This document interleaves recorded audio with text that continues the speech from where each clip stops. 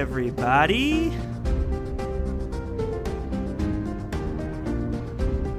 Turn this up in my headphones, Charles. Turning it up.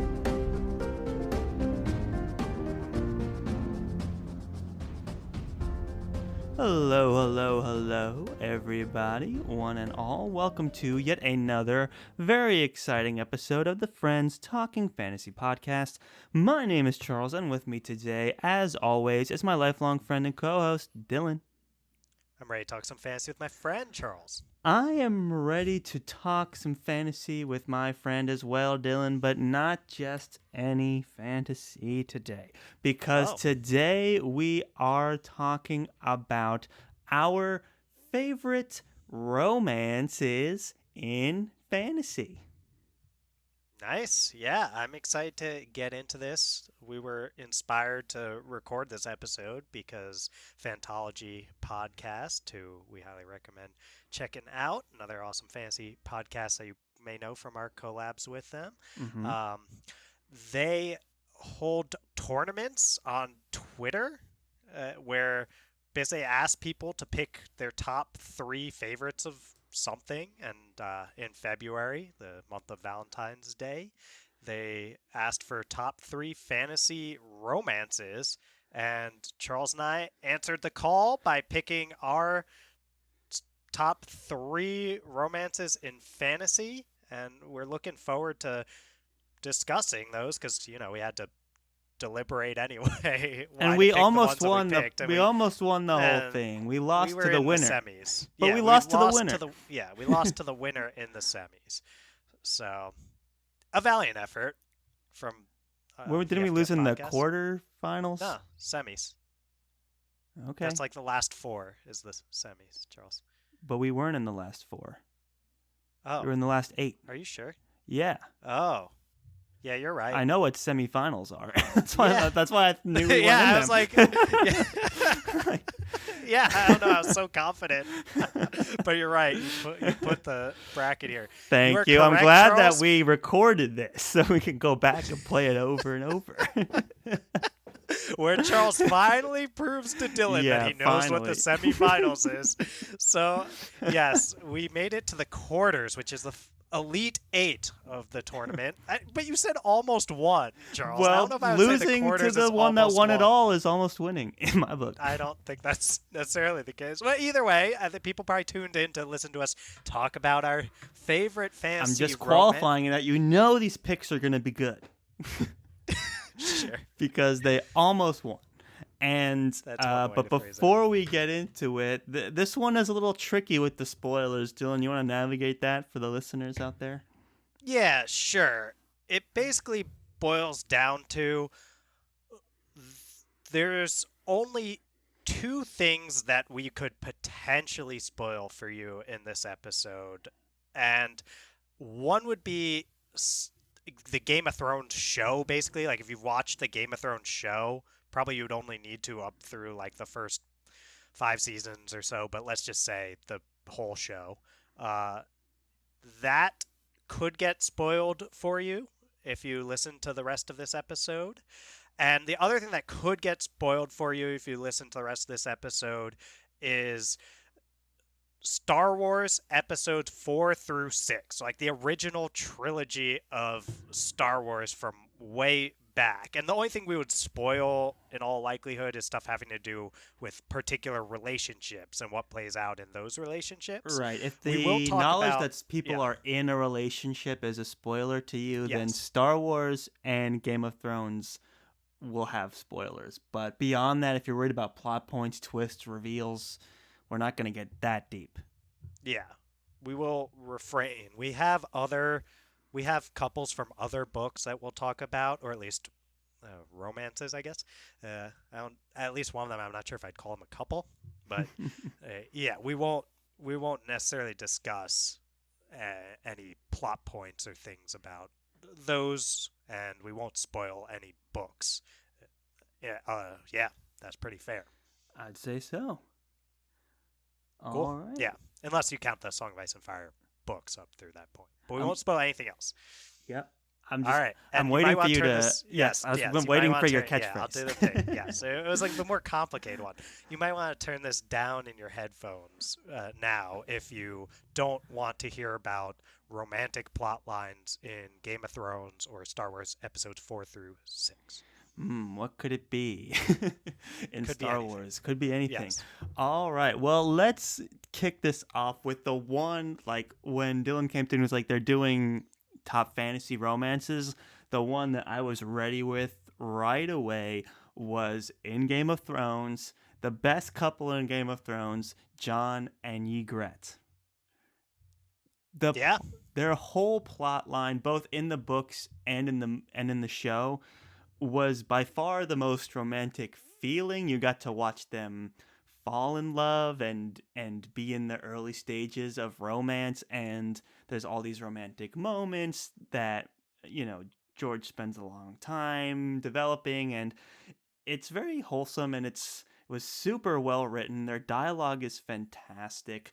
They balance each other out really well, where like Ygritte's got all this experience and Jon is not experienced in a lot of things, and those play off each other really well. The whole situation that Jon's in that I won't get into, but plays a factor in their romance as well. There's almost this like forbidden romance weaved into it that's also super interesting. And I mean, in the show, the actors do such a terrific job, and I love watching those moments. Like I watched a YouTube, just like someone took all the scenes of just their romance and cut them together in one video and played them all straight through. It's incredible. Like you remember how fantastic the show was when you watched them, and then what happens? Those actors go on and get married in real Yeah. life. That is how romantic this romance is, that these two people actually fell in love in the real world and got married afterwards. What more do you need to say? Well said, Charles. And I believe they recently welcomed a baby to the Oh, that's family. beautiful. So, I did not know yeah.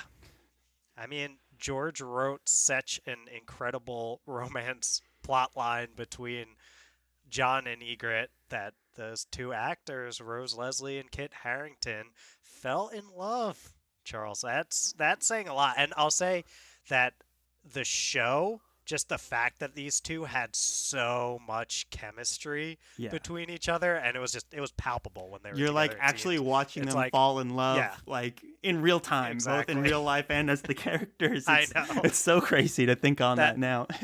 I know, and it's like if you rewatch, it's almost obvious because like how good could these actors be to be portraying this in such a realistic way where you buy they're falling in love, and it's like, well, okay, they actually are falling in love. And I'll say, uh, I won't.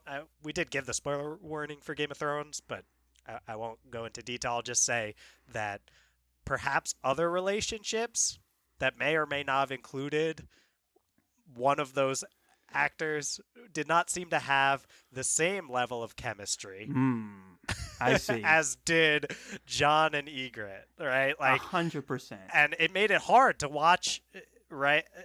It's hard to watch two actors falling in love with each other in a relationship that's so well depicted, and two people who just kind of are offering something that the other person really like is looking for in their life. Yes. It's like, well said. yeah, and I think Jon and Ygritte do that, right? Like Ygritte's kind of looking to, I think deep down was kind of interested in this idea of like Jon and his coming from a noble household and things like that. Yeah, and he was kinda a little more bringing a sensitive, a little more yeah, intelligent. right. He had all of these things going for him. A little more sensitive, Than and the people she's used to being around and all right. that. Yeah, like the other guys she's known in those cultures Beyond probably the were wall. not valuing like sensitivity that Jon is able to show, and just a very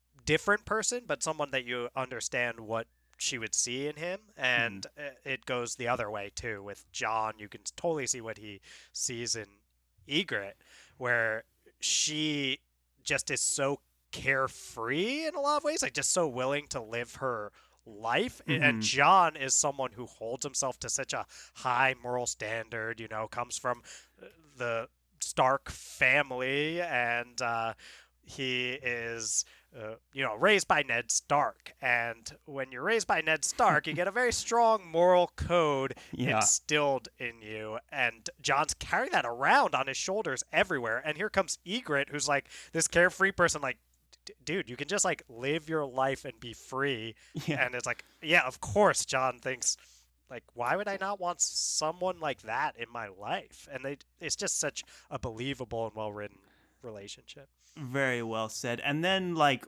we get so much time with them too, and it's moving slow, right? We're in these it's so dialogue driven, their relationship in the books and in the show, where they're just exchanging philosophies, and then they're like courting each other, and they're bouncing off each other, they're joking with each other, and you get so many of these moments as the relationship's developing, and it stands out. A lot of stuff happens in Game of Thrones, a lot of stuff, and the Song of Ice and Fire, right, to remember. And their relationship is one of those things that really sticks out. And it's just the way their characters complement each other, and the moments that we get with them to watch them connect. It's like a master class in character development and in romances for fantasy, hands down. A master class indeed, Charles. I'm with you. Great. Yeah. Well, the next one we have is one you've maybe never heard us talk about if you're a fan of the show. I'm kidding. This is one that we've talked to death about, and we'll keep talking about it, and we'll never stop talking about it. And that is Quoth and Denna from the Kingkiller Chronicles. Yeah, I mean, I have, and potentially would if you let me get off the rails here, Charles. I I'll talk about them forever, and I think that probably the best thing to do, really, for anyone who's interested in hearing us talk about them in depth, is to direct people to our episode called Quoth and Denna's Relationship: The Good, the Bad, and the Crooked. Mm-hmm. So here I'll try to keep it super high level. I'll also say, like, I'm not going to talk about the extent to which they do or do not actually get involved with each other to keep from spoiling anything, but I'll say my favorite relationship in all of fantasy is Quoth and Denna, and they have fantastic banter. They have just and really interesting demonstration of two people who are that age trying to deal with having feelings for the other person.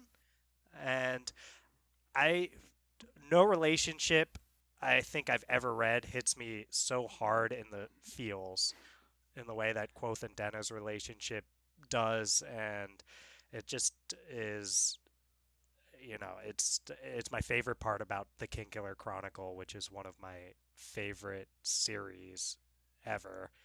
And I just highly recommend any folks who haven't read it check out that series. And any folks who have, if you haven't checked out our discussions more in depth about this, definitely check that out. Yeah, Right. I tried to keep it super Right. high No, level. I appreciate what you're Charles, doing. I don't know how I'm doing. Yeah, It's definitely, I think, another thing that's super interesting about it. One, they're younger, so yes, it's like almost like a teenage romance. they're teenagers, And it has all the complexity of a teenage romance or dating or whatever you call it, just the nature of two teenagers trying to talk to each other. So that is super interesting to watch, and Rothfuss plays it very honestly and very openly, and you get to see like all the parts of it, the inability to kind of talk to each other from either being too nervous or being in their own heads or whatever it is. It's that kind of will they won't they mentality, but it's also like Quoth and Denna getting in their own heads a little bit, and it's super right. interesting to watch them play that out, and how they communicate with each other. Like sometimes they put up these walls of like witty banter, sometimes they just bulldoze right through it, sometimes they just like won't acknowledge anything, and you're going through all of these emotions with them, and you're like, oh my god, this is so complicated, this is like whirling me into this craziness, but at the same time it's so like honest, and you can kind of go back and think about your own Yeah. relationships in the past and be pulled in by one aspect or another of Quoth and Denna's relationship. And that's why I think their relationship is super popular and also super discussed. Both fans and critics of the relationship are both very passionate and both right in a lot of ways, and that's what makes them so interesting. Yeah, a big thing that we'll talk about all the time is that this is art, right? Like Right. writing a book, it's art, it's creating art. And a big thing about art is making people feel strongly. And when it comes to romances and fantasy, I think you and I, Charles, have read a lot that don't make us feel strongly in either direction, even 100%. in very good books. And Hmm. it's just like, okay, well, this is the romantic plot line. Main character falls in love with secondary character, Yeah. and we saw it coming a mile away, and we're like, okay, good for them, whatever. We move on.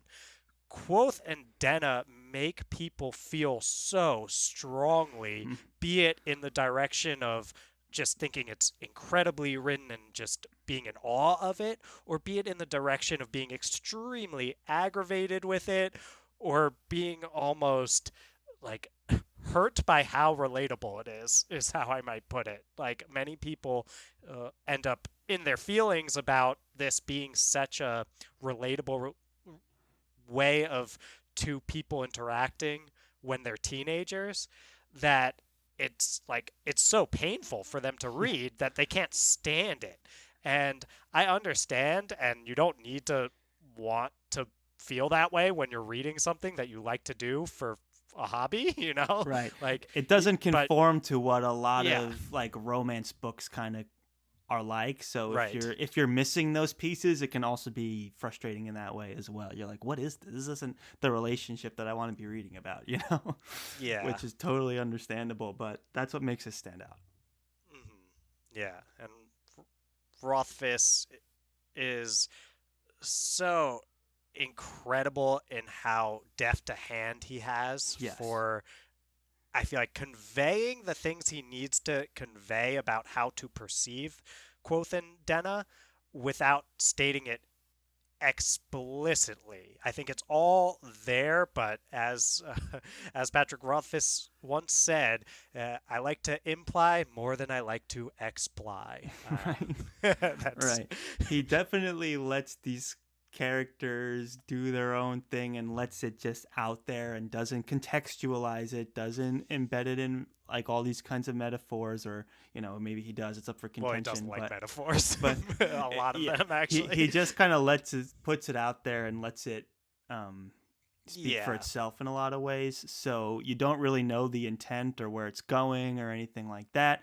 You just kind of along for the ride, and that's what makes this relationship so honest. And that's when going back to like that it's art, and it invokes a response to watch them play out. And I think that's a huge achievement for any yeah, author to be able to yeah, do that. yeah. I will say a lot of the magic of we're how Rothfuss relays to us how to like perceive the Quoth and Denna relationship does come through parallels and analogies that are littered throughout the story of Mm. the Kingkiller Chronicle, and being able to make those connections, which we won't make here to keep from spoilers, is one of the joys that makes the Kingkiller Chronicle so rereadable. Yeah. I mean, uh, yeah, one of the most rereadable series I've ever read. So Right. There's a anyway, lot but of potential theories to get into and things like that. And the book's not yeah, closed on them yet, so who knows where it's going. And, it exactly. makes for a lot of interesting discussion. Yeah, Um, please read the Kingkiller Chronicle. yeah, go read it and then listen to what we have to say about it. We've recorded a lot of hours talking about King Killer. You don't want to and miss out on those.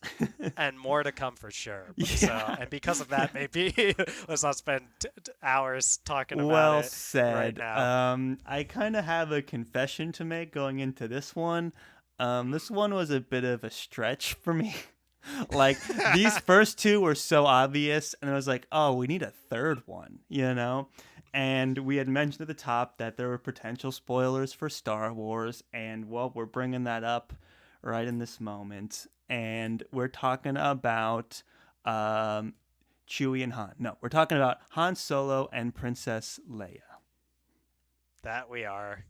Yeah, we'll get more into it, Charles. I think we kind of I kind of pushed for this one just Yeah. because I wanted to get this in before the deadline, and you and I were both all in on the other two that we've mentioned. And then I was like, I don't know who our third is. I Mm-hmm. was like, I do like Han and Leia a lot, but it was like getting to the end of the last day we had to submit. So I I pushed for Han and Leia. I do think that they are they're just a classic. Like that's Yeah. part of it. It's like they're iconic. Yeah. And there's a lot of things about the Han and Leia uh, relationship that are just like so standard and tropey at this point, but we have to look at them in context. Like back then, this idea of Han Solo as this sort of roguish, Right. like bad boy type. Like he's one of, I'm sure you can find many of them before him,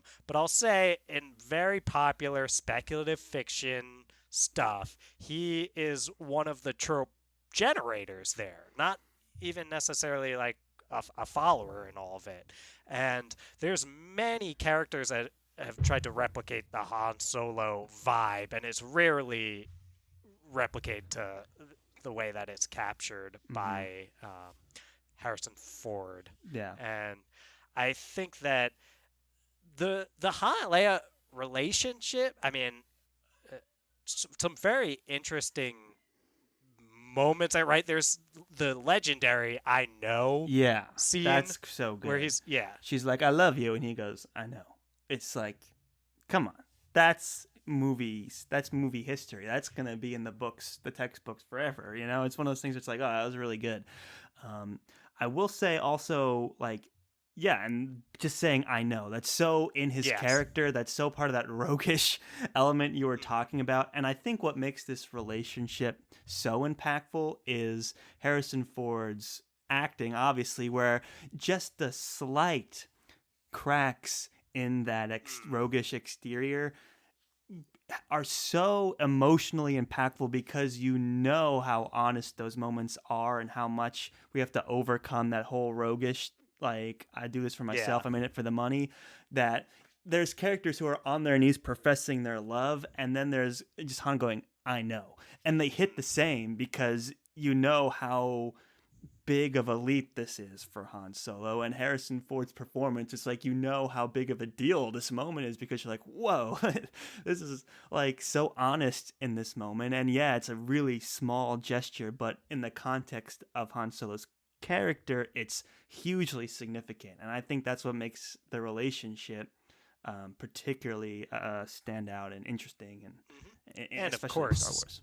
yeah, and of course Carrie Fisher, who does an incredible job playing Leia. Right, because she's playing this. She's also like a strong-headed like leader as Right. well. So they often butt heads constantly. So she's showing some emotional vulnerability as well, just by saying "I love you" to him. Because when they first meet, she's like kind of insulting them, and even though they're saving her, she's like, "What are you guys doing? This was your plan, like, you know." And so it's, Yeah. and then she's calling all the shots, and it wasn't until they were, you know, spending more time together, maybe going further on in their adventure. I'm trying to get past spoilers, but let's just say there's more danger going on, and they start to feel more vulnerable towards each other. And watching those moments of vulnerability leak out are more impactful than if they just profess their love to each other, you know? Yeah, and you make a great point there, Charles, about how they're both strong-headed. Like I think during the time that episode 4 is coming out, I mean, I don't know the year off the top of my head, but it was a while back at this point. May 1977, I just looked up. So uh, that is a long time ago. Yeah. And it would be very easy for Han to be the bad boy, streetwise dude, and Leia to be the demure, pampered princess who just Yeah. falls in line. Right, right. And props to the way that Leia is written and portrayed. So Mhm. used to talking about books, is the way that she's written and portrayed to be this kind of take command, headstrong princess, and it makes it more complex and interesting of a relationship than Mhm. if it was this more standard, like old school, like pampered princess who falls for the bad boy. Hmm. And I will say that when we get into like the Disney movies that take place after these, I'm not going to say anything other than, that was one of the creative decisions that I really liked is like keeping up with and seeing like Mm, finding out how that relationship progressed is really good as yeah, well. And I'm not really concerned and about honest. spoiling It it, felt but I like. don't want to get into it. But yeah, it just adds to the interesting idea of their romance. These are two characters that stand out and that they're not like the lovey-dovey types, yet they portray so much romance without being lovey-dovey at all. Like John and Ygritte get a little lovey-dovey, like they do. That is true. But Han and Leia never. They do. There is that I love you moment, but even then it's cut with the I know. It's not like, Mhm. oh, I love you too, babe. It's very um Yeah. it's always played straight like that and true to their character. And I think each one of these relationships that we picked stands out for different reasons. And I think Han and Leia, you just have two like leaders, individuals, like individualistic people that great personalities that come together and actually express a little bit of vulnerability to each other, which is like Yeah, a and I huge think accomplishment. what's so interesting talking about them after just talking about Quoth and Denna, where it's like I would say that Quoth and Denna, without revealing anything, are also two very headstrong people, Yeah, and yeah, it's also true people who actually. would struggle with emotional vulnerability are constantly struggling with that, like we've mentioned already. Yeah. And I think that yeah, it's interesting compare and contrast where Han and Leia they have a lot of those struggles with emotional vulnerability and how they're able to overcome it in Star Wars is very interesting.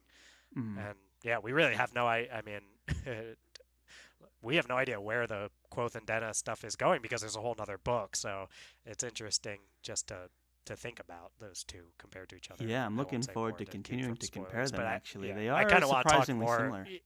Yeah, I kind of want to talk more off the air with you about that, or on the air if we can talk about it in a way with spoilers. But I just for King Killer, but I just find that a really interesting Well, yeah, we juxtaposition, can the do a Quoth and spoiler Denna thing versus at Han the and Leia. end, if we wanted to. But Sure, um, yeah. at the very least, I do have one more confession to make, and that is Hmm. that, as you said, Dylan, we were up against a deadline to get these Right. three out. And then you had mentioned this romance, and I was kicking myself that we Oh, I didn't was put it too. on the list. I was like, this one was so good. Honestly, I would have put it in instead of Han and Leia. But you know what? Yeah. It was interesting talking about them. It like woke up a piece of my brain that I'm not Me used to too. like talking about on this podcast. So that was interesting. But this relationship is from one of my favorite series of all time, and that is Alana and Marco from Saga. Saga is a graphic novel series that, if you haven't read, this conversation might be a bit unfortunate for you, but I highly recommend picking it up. Even when you open the first page of the first volume, you get the sense of their relationship right away. The whole story is about them as a couple, and the first page it opens with them and they give birth to their child. And the whole plot of Saga is driven by them as a family trying to survive in a war-torn galaxy, right?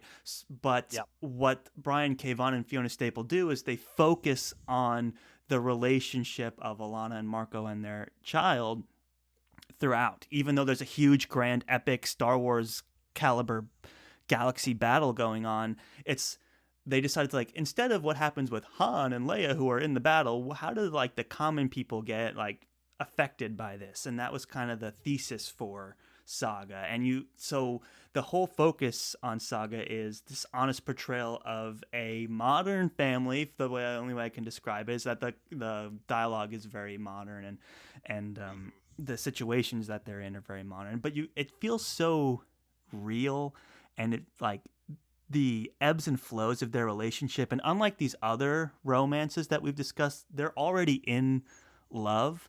so they're already together, and it's like what happens after the Yeah. honeymoon kind of thing, right? It's like this is romance in the later stages where it's not all, oh, I love you, oh, I love you too. It's like, like falling in love. It's like they're in love and now they're trying to make the relationship work. Right. And when you add stressors to the relationship, how are they going to handle it? And reading that is super interesting, and that's why I wish we could have a fourth slot to put them in for this contest. Yeah. I agree with everything you just said, Charles, and it's so well said. We like to say on this podcast that Saga is one of our favorite stories, hard stop. Yep, we do. And maybe the biggest reason, I'd probably go so far as to say the biggest reason is Alana and Marco's That's relationship. Fair. It is so at the core of what makes that story amazing. They're star-crossed lovers in a space opera. Yeah. Right. They come Literally. from totally. Do they use the word races in Saga I to think describe so, the? yeah. So then they come.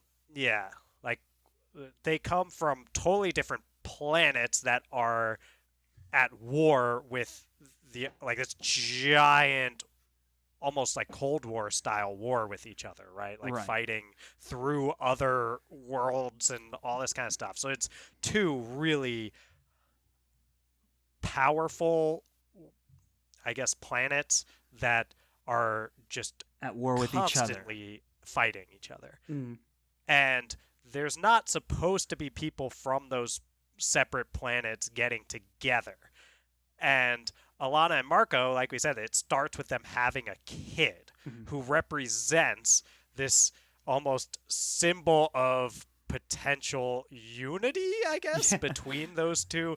Total accident. Like, they didn't set out to like create some sort of metaphorical, figurative child of unity and raise them up. They just fell in love, and now they have this child, and they're caught up in this giant debacle of a war. Yeah, they're like fugitives, kind of. Like, There's on the run constantly, that kind of thing.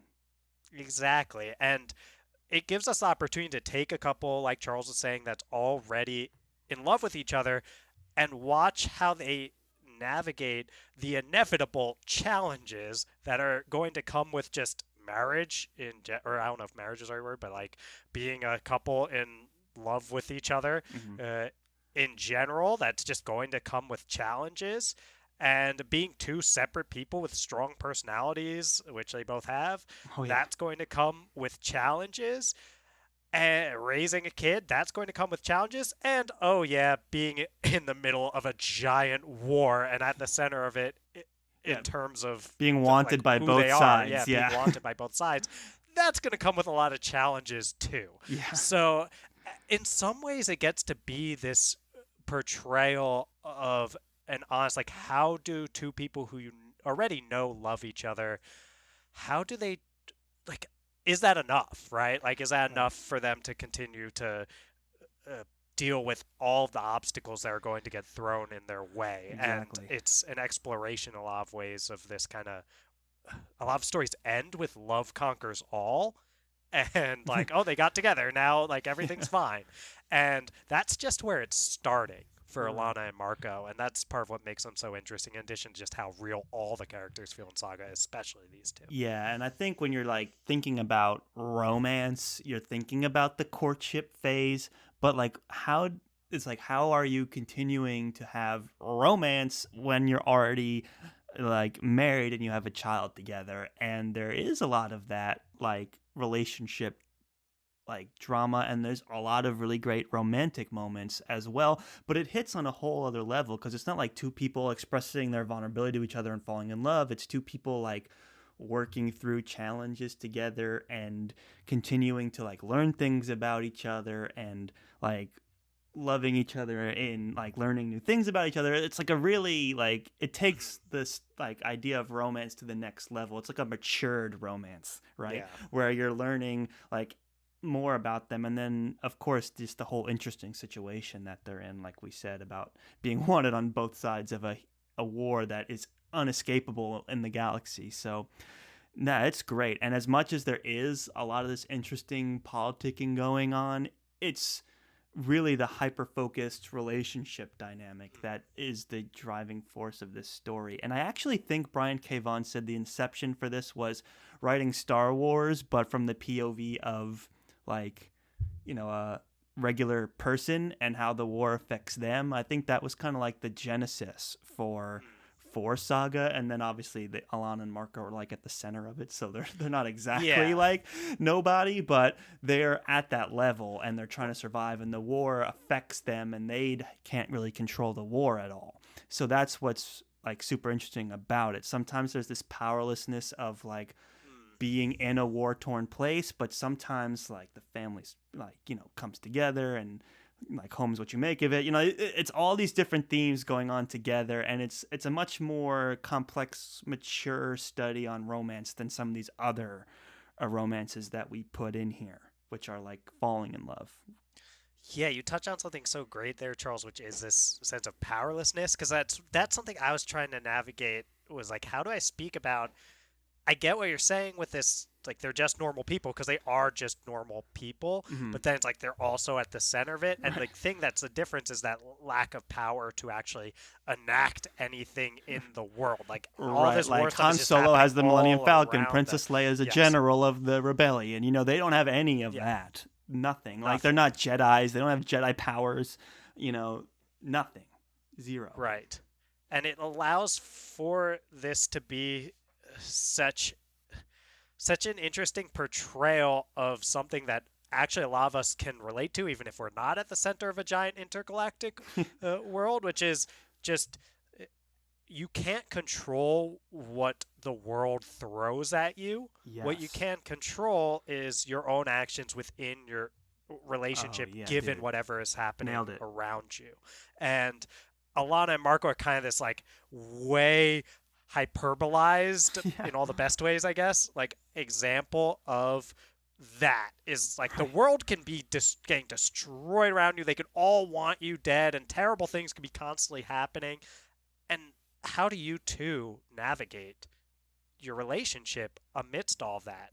And lots of people, I'm sure, can relate to that bit of not being able to control the events that happen to them or the world around them, but having some control over how they react to it within their relationship, like Alana and Marco do. Yeah, certainly. I mean, there's so many things going on in the past year that I'm sure have tested a lot of families, and I think it's that kind of situation that Brian K. Vaughan and Fiona Staples wanted to put Alana and Marco in. It's kind of, what we talk about with fantasy. You like literalize your metaphors, you like you push them using the fantastic as far as they can go and literalize them, and that's what makes Alana and Marco like hit so hard and so real, while also being totally like, one has wings and the other has horns. It's like, it's crazy. That series gets insane, but it's so well grounded in an honest portrayal of like family enduring and a couple that loves each other enduring, that it's just one of the go read it. It's one of the best stories ever. We will at some point cover Saga on the show. Oh, right, it's gonna Charles? be so I can good, say that with. I mean, when that day does come, I am so excited because, we're gonna be ready, dude. Such an incredible series, and we gotta do like a read along or something once once there's a release date for a volume or something or an issue, then we can start backdating it and get it going. Yeah. Yep. They said they're working on it. Sense. They said they're working on it. I know. On it. Well, they said it basically got confirmed, like, okay, like it is coming back. I know we said it's coming back, but it's like now, like it is coming back. Yeah, they're like actually thinking about working on it now. It's actually gonna happen. Yeah. But until there's an actual date, we'll see. And even when there is a date, if we're waiting for volumes, it could be a whole nother year after that. So you never know. But big fan to Saga. There's a ton to read already, and it already is kind of like a complete arc, I think. So you can read that and be satisfied. For sure. And I highly recommend it. It feels like the kind of series that we could easily, once we get going with it, like have it as one of those series we just don't ever stop talking about, right? You could do the same way that we did Quoth and Denna's relationship that was full on spoilers for what's happened so far. I think we could easily do an Alana and Marco's relationship.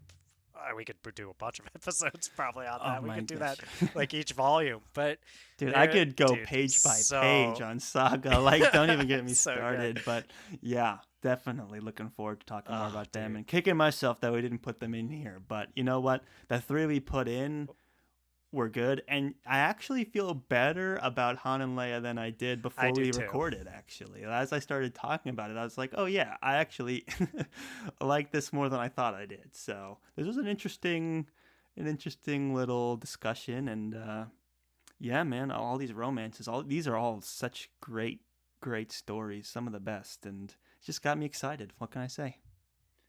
Yeah.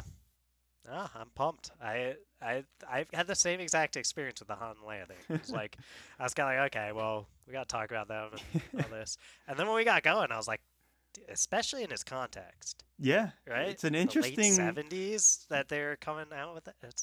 Dude, that was 44 years ago. That's a long time ago. A galaxy right? not too far away, though. Yeah. But yeah, that's a long time ago. It is. Yeah.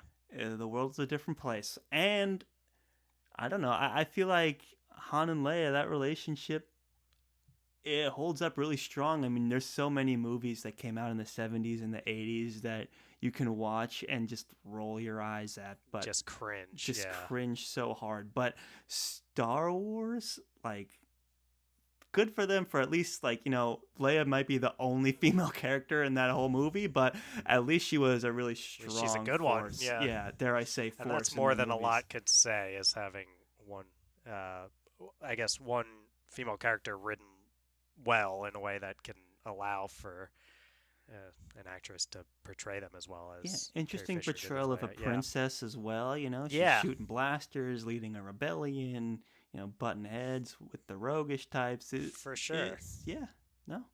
It's really interesting. Good for George Lucas. Oh yeah, that dude is a genius. But that's a conversation for another time and place. Let's not open that can of worms of whether or not George Lucas is a genius. That guy could write some good fantasy if he wanted to. I mean, he did something very incredible. Yes, he certainly did. Yes. Both in the movie business and in storytelling, just hard stop telling a story. And that's what we're here to talk about. So props to Han and Leia, props to George Lucas, props to all these other amazing series and romances. You know, we ran the gambit here. Thanks to Fantology for forcing us to think about these romances. It was an interesting little thought experiment, and a conversation that surprised me in a couple ways. So just really leaving this feeling pretty good, if I say so myself. Yep, I'm feeling good as well, Charles, and it's been a pleasure talking about our choices for the top romances with you, my lifelong friend. Oh, thank you, sir. It's been a pleasure talking about these romances with you, my lifelong friend, as well. The next poll that they put up is magic systems, right? Yes. So you might hear us drop an episode on that very soon. But until then, I think it is time to play that sweet, sweet outro music. Yep. Get that sweet, sweet outro music pumping, Charles. Yes, sir. Okay, everybody, thank you so much for listening to yet another very exciting episode of the Friends Talking Fantasy podcast. My name is Charles. That was Dylan on the other end here. We had so much fun talking romances with you today. If you like what you heard and you want to support the show, follow us on Twitter. That's where all the hot conversation is happening, and that's over at the FTF podcast with a number 1 at the end. You can also see what we voted for on those magic systems before the episode comes out. If you also wanted to follow us on Facebook and Instagram, you can do that as well at the FTF podcast. You can always shoot us an email at theftfpodcast@gmail.com. Now, Dylan, if they wanted to support the show, they're listening through Apple Podcasts, what can they do? Well, Well, you're already on Apple Podcasts, and you can toss 5 stars to our podcast. Yes. I blew that one, Joe. Toss 5 stars to it. It's toss. Toss 5 stars to our podcast. Just click on that Friends Talking Fantasy page on the Apple Podcasts app and scroll down until you start seeing stars. Once you're seeing stars, the best number of those to click to support the show would be 5 of them. If you do have a little bit of extra time, then writing a review helps even more. But just listening, that is more than enough. We appreciate you so much. GS listening, you guys are the best. Thank you so much for making it to the end. And as always, go forth and conquer, friends.